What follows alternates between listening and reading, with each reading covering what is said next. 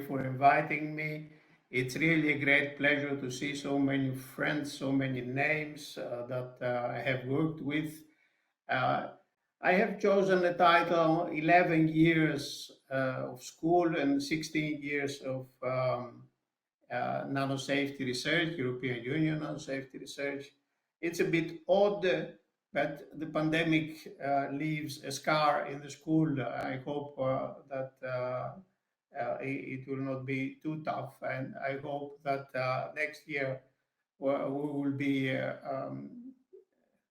good, it will be okay for face-to-face meeting, because after all, projects come and go, but human contact and scientific friendships are most important. And I can assure you that it is those latter that stay in memory. Research results come and go, and they are soon forgotten. They stay in accomplished knowledge. New things come, but yeah, human contacts stay. So 11 years, therefore, so 11 years, we need to count another 5 of research, very tough research work. And if you count another 5 years of concerns, but not really research, then we are talking about a history in this particular domain of about 20 years. It's long time. It's long time, not because it's 20 years, but because things in technology and the market move very, very, very fast. But before I go into somehow a review, critical review of what has happened and what the school has achieved, uh, let me make some preliminary remarks. It seems all evident to us today. It's given. We take it for granted, but it has not always been like that. Safety itself is a relatively new concept of mankind. I mean, the first safety regulation is 1842. It's not so far away, it's just 6 generations. So it's the grandmother of the grandmother of the grandmother, that's all. And it concerned um, the, the ban of the work underground in night shifts for pregnant women and girls below 12 years of age. So, no doubt we have marked a very, very big progress since then. And other concepts like employer's responsibility, this is a concept that is even younger. I mean, the first one dates from 1911, so a little bit more than a century. So safety is something new and is in full progress. But why the EU? Why are we talking as EU? Well, it's a matter of fact that maybe since 1970, I mean, for the coal and mining in the coal and steel industry, it dates from the 50s. But since then, more and more domains rely to the European Union, European Community, before some years, for making the safety action, be it for consumer, be it for environment, be it for work safety or food. So, as a matter of fact, well, there are few parts, few sectors that do not really go under this scheme. I can think of earthquake engineering, which is still national. I mean, we have had an effort 20 years ago, around 2000, to get it European. It did not succeed. Some others succeeded or went for a while, like genetic modified organisms, but then they returned to the national jurisdiction. So it's an evolving process, the EU. But together with the United States, we have two separate jurisdictions, two separate production systems of safety, if you like, and they are driving the global effort.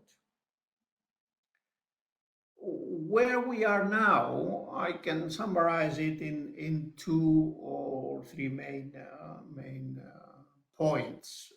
First is that is an evolving target. So um, the safety goals become higher and higher. So don't launch research to achieve the targets of today, because your research, when it is finished, will be already outdated. So go for at least 10, 15 years ahead. Why is this happening? I will not develop it now, but it's an indication that our well-being is getting higher, and as the value of human life increases, then safety targets, of course, go higher. But that's a different story. The second point is that all this is now science-based. We all agree that we need thorough scientific knowledge supported by data, big data, collected from all over the place of the living kingdom, and and um, and the environment, of course, including plants. So we all agree that this is science-based. And third point is that it becomes too big to be solved on a case-by-case basis like it was in the past. So it has to go with action. And the action is that we create something to fit for a considerable period of time, um, to fit the safety requirements. In other words, we design things to be safe as we design them to be productive or economically productive, then they ought to be safe. I pass now to the main subject after these preliminary remarks. Uh, why nano? Why nano needed a separate action? So the 20 years ago, the new technology came forward, and I can uh, refer to a discussion, a hypothetical discussion, but at the end it was not so hypothetical, that we don't really need research. I mean, if we develop materials and they come out to be dangerous, harmful, then we just ban them. But I mean, the answer to that is that you wait for the damage, you wait for the first victims of the technology. Well, no, and the discussion hypothetically could go further with the answer terrifying us, but this is what we have always done. And in some areas, like chemicals, we still do that. So we see the damage and then we act. But for a new technology which has not been established yet, this is a dead end. I mean, it's a show stopper. So things can stop sometimes unexpectedly. Something happens in food safety or in cosmetics, and has impact on medicine or whatever. So, or something happening in painting materials, and conclusions are taken about toothpaste. So it's a showstopper. The other thing is that new technology coming forward, not established review mechanisms. So there is a lot of false information. There is a lot of garbage around that needs clean up. It's not so easy. So the decision was then taken to move forward seriously about that, and was not in the nanotechnology unit then. So about 5 years passed with some work, which is the initial recognition of the field, and things were much similar to the United States, or things in the United States followed more or less similar path. And in 2009, I moved into the nanotechnology unit and took up the nanosafety domain, clear cut. And that was the time, well, for me at least, it was pivotal. I hope it was for the sector too. But uh, what happened at that time? So there has been a policy, but don't imagine that there was member states meetings and so on. No, things were just happening and step by step progressing. So the first element that came forward was that we need one voice. We need the European Union to be taken seriously, and if you talk with so many voices, you're not taken seriously. And one voice. That was easily said, quite difficult to do, but people recognized the idea that this one voice is a must. And I'm talking about one voice, not just talking to each other, but scientific one voice. So results had to be cross-checked, controlled, laboratories streaming their procedures, exchanging their samples, and so on. That's when you start with two orders of magnitude difference in the results. The, the, the street, the road is clear and difficult and costly. So one voice, point number one. Point number two, this policy and consequently the actions ought to be consistent with itself. First, to be continuous, so there is an element of continuity in it, reassurance that we will still be there, and consistency. So let's analyze this consistency. What was in there? First, it ought to be systemic, so not just investigating hazard toxicology, but also investigating exposure and then see what to do with it, then proceed with the risk reduction. So the system approach from the recognition of the hazard to the measurement of the hazard, the quantification of it, and the risk reduction was the first element. The second element was the link between the research and the regulatory domain. We cannot tell one story in research and a different story in the regulatory domain. And surely it goes by itself, the market domain. If two different laboratories measure the same thing and they find different results, that's a disaster. And we have seen it also with the pandemic. So by allow me a parenthesis here, the virology domain was one of the most governed. It was impossible to publish something if you were not a certified laboratory. And then the pandemic, we saw the pandemic, whatever came to the press, and the press was willing to publish it without any review.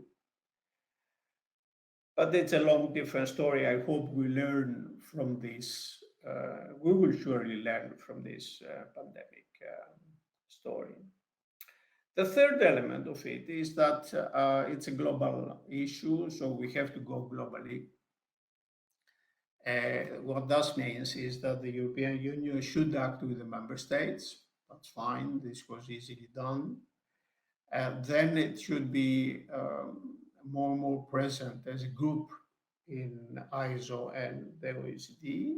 And third, and maybe most important of all, go with a new, excuse me for this, go with a cooperation as far as possible with the United States of America. Uh, what it cost, how big was this? From the European Union was something like 25 million euro a year, and if we count everything else, I mean industry expenses and member states expenses, we reach an amount of 100 million euro per year, and the Americans have estimated their spending there at $125 million. So things have progressed for establishing this first part, the research part, and linking it with the regulatory part and advancing to safe by design. So this side was relatively well, I don't say achieved because it's not achieved yet. It will never be achieved. Things will come and need to be dealt with. But where do we need to go from now? What are the elements that have not progressed that far? So the next to stress is the governance issue. So, but it's easily said, the governance not as an act of government, this is politicians' actions, it's not for us. But as I said earlier, these actions are science-based, and we got to get the science right in the first hand. So what are the elements of the risk governance? First, of course, the goals. And as I said earlier, these are progressing goals. We're shooting moving targets. So we have to overshoot. And we have to anticipate, because the damage we have, the victims, in other words, as the situation improves, are scarcer and scarcer. So we don't have information. We don't learn anymore from disasters in this nano domain, but also in other domains. So we have to anticipate the damage, and it's not easy. Once we somehow clarify the goals for each particular domain and particular risk, then the four elements of the governance need to be put in place. First, the information. So know what you do, know what the others do, get the information stored somewhere, easily accessible, and continuously updated. There, fortunately, the progress in the informatics give us great perspective.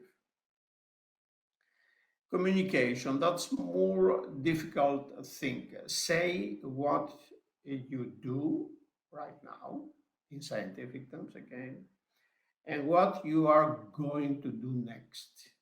So exchanging this information between the actors is not so easy because people are conservative in this, they hesitate to open up until they build the confidence that allows them to do that. Third element, the planning. The planning in the past. That means I did this in the past and I got these results. So look back to the past and then try to speculate for the future. If I do this now, that's what I'm going to get in the future. So continuously this has to be adapted and learned as we progress and the future becomes past. Then we can get it into the lessons learned chapters. Fourth element of the governance is the control to the goal. So are we getting any nearer? Are we progressing according to what we have expected? do we learn from others? Can we adapt our previous planning so we get to the goal more easily? In the pandemic, we have seen this relation between the scientists and the decision makers, and sometimes the misunderstandings that have come in this. One thing is sure, when we have the cascade of events that can lead to a system failure, a disaster, in other words, then whatever we have taken attention for beforehand, that's what we have. There's nothing else. Be it scientific knowledge, be it materials, be it experts, be it organizational experience, whatever. At the moment that you need to act, the only thing you have available is what you have prepared. And this is a great, great lesson. Closing, I would like to make a couple of projections. I have already repeatedly said that we can learn from others in terms of governance, in terms of safe by design, in terms of quantification of risk, organizational items, organization, institutionalizing the safety action. But Nano has also made progress. It has advanced a lot into what I said earlier, anticipating the damage. We don't have any nano-safe, nanotechnology victims, hopefully, of course. And can we give this? How did we do that?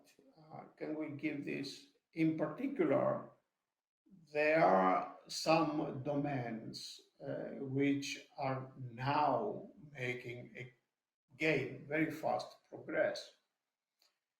One is traditional, is chemicals. That the amount of chemicals coming out per year is 4,000 to 5,000.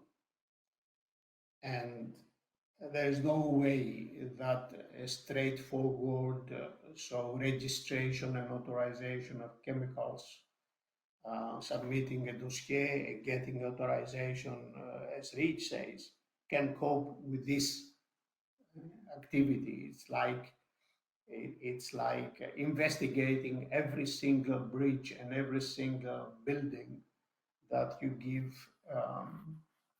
for use. It's impossible. So chemicals is my first projection where this knowledge can be helpful. A second domain is biotechnology. And here we see some very strange situations. Some weeks ago was the CEO of a major pharmaceutical company and said, well, we developed the vaccine in 1 week, but it took us 1 year to be able to give the first prick to a human being. So we are advancing in a domain where we need to look both at the science of the thing, even if it is a living thing, a bio, and to the regulatory aspect of it together. So we need to do it beforehand and be ready.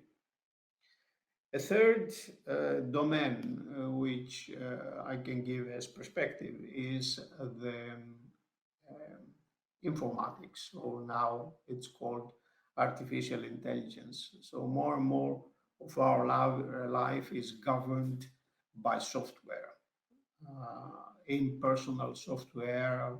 Nobody knows who has created, who has acted, who has added something, which subroutine is used here and there. and this software regulates our lives.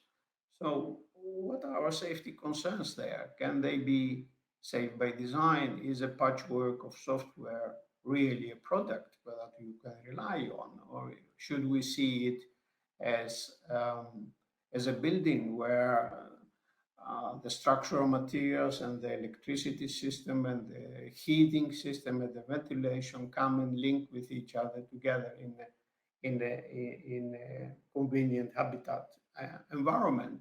How how can we convey these progresses we have achieved in nano in that very fast moving um, part? I think I'm approaching the 30 minutes limit. So the last couple of minutes, I would like to say a word about the school itself. As I said earlier, the most enjoyable part of it was the human.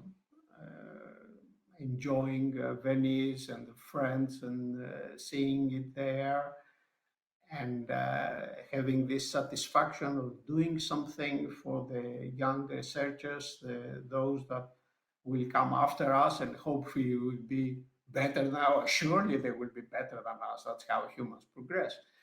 So surely they are going to be better than us. And so this human element has been the most important, the most enjoyable.